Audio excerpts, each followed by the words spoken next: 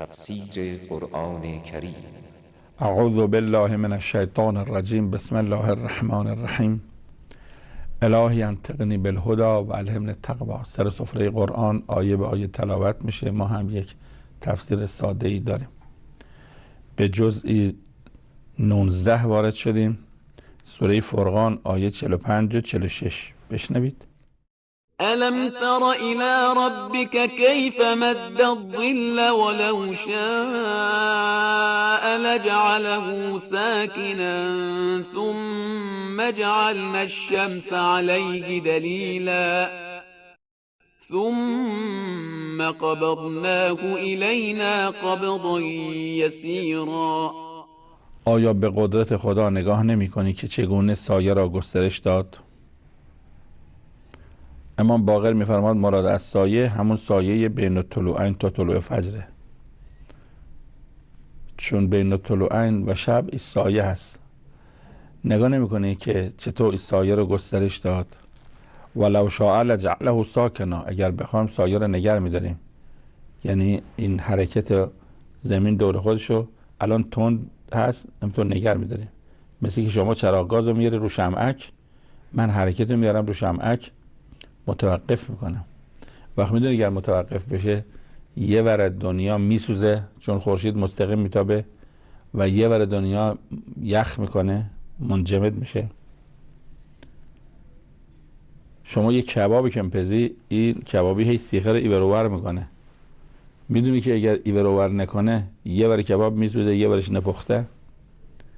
خداوند برای پرورش انسانها، گیاهها، موجودات، حیوانها جوری حرکت کرده که این برنامه ریزی کرده حرکت شب و روز. این سایه زمین، این سایش و نورش یک مدیریت و یک برنامه ریزی داره که در راستای رشد انسان و بهره‌گیری انسانه. در عمرت فکر کردی بره سایه؟ خدا رو شکر که من سایه دارم. علم تره قرآن ذکر تذکر میده. نگاه نمی کنی خداوند چطور این سایه شب را، سایه بین الطلوعین رو کش میده. ولو شاء لجعله ساکنا. اگر بخوایم اینو متوقف میکنیم. بعد فرمود ثم جعلنا الشمس علیه دلیلا. خورشید هم دلیل این سایه است، چون تعرف الاشیاء باضدادها. وقتی میخوایم این کوتاست نگاه میکنیم به اون بلند و کوتاهی، میفهمیم که این کوتاست. یعنی خورشید نشون دهنده اینه که این سایه است، وگرنه اگر خورشید نباشه آدم توجه هم پیدا نمیکنه. یعنی وقتی درد میاد آدم میفهمه عجب، پس قبل از درد من سالم بودم، بعد از درد که سالم شد میگه الحمدلله. آدم تو ماشینش تو جاده خاکی که تو چاله ها میفته، وقتی رسید به اسفالت میگه های الحمدلله.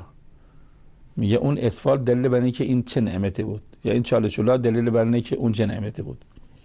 همیشه تعرف الاشیاء باضدادها. یعنی پیرها میفهمن جوونی ان چه.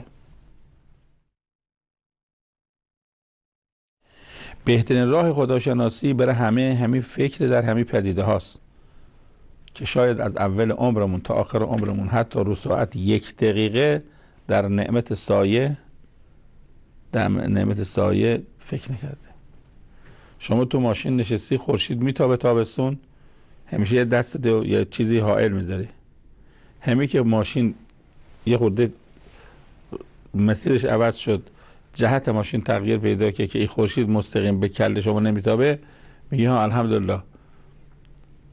سایه نعمتی است، زمان سایه هم نعمتی است. نگاه نمی کنید به نعمت سایه و طولانی شدنش. نشانه اهمیت ساده اینه که خورشید دلیل عظمت اونه. حالا بهترین راه خداشناسی تفکر در پدیده هاست که این پدیده ها بر اساس یک حکمت درست شده. گردش زمین به دور خودش و به دور خورشید تصادفی نی، حکیمانه، مدبرانه است. الم تر الی ربک کیف مد الظل. ربک کیف مد الظل، پروردگار توست. بعدم نگفته الم تر الی الله کیف مد الظل، نگفته خدا سایه رو میگه رب. یعنی این سایه طولانی به خاطر تربیت توه، به خاطر رشد توه. وگرنه میگفت الم تر الی الله کیف مد الظل، نگفته خدا سایه رو طولانی میکنه، میگه مربی تو سایه رو کش میده. یعنی این سایه بین طلوعین و شب به خاطر رشد توست. رشد اگر این آفتاب به تو بتابه و این سایه ها نبود تو رشد پیدا نمیکرده. خب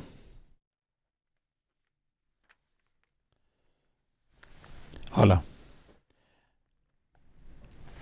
گرچه خداوند قدرت داره در طبیعت تغییر و تحول ایجاد کنه، اما خداوند سنت خودشو ترک نمیکنه. ولو شاء، تو این آیه میگه اگر خدا میخواست، ولی خدا نمیخواد.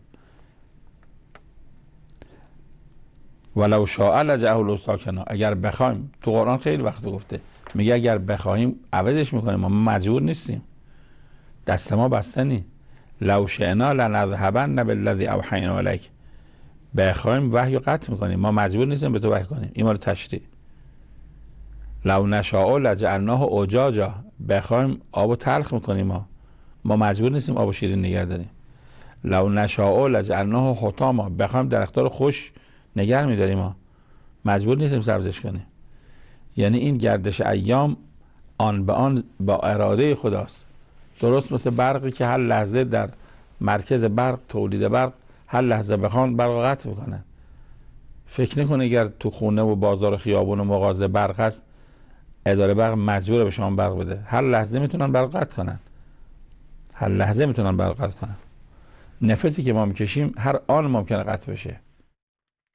لو شاء، اگر بخوان. تداوم گردش هستی به دست ما نه. خب از این آیه بگذاریم. السلام علیکم و رحمت الله.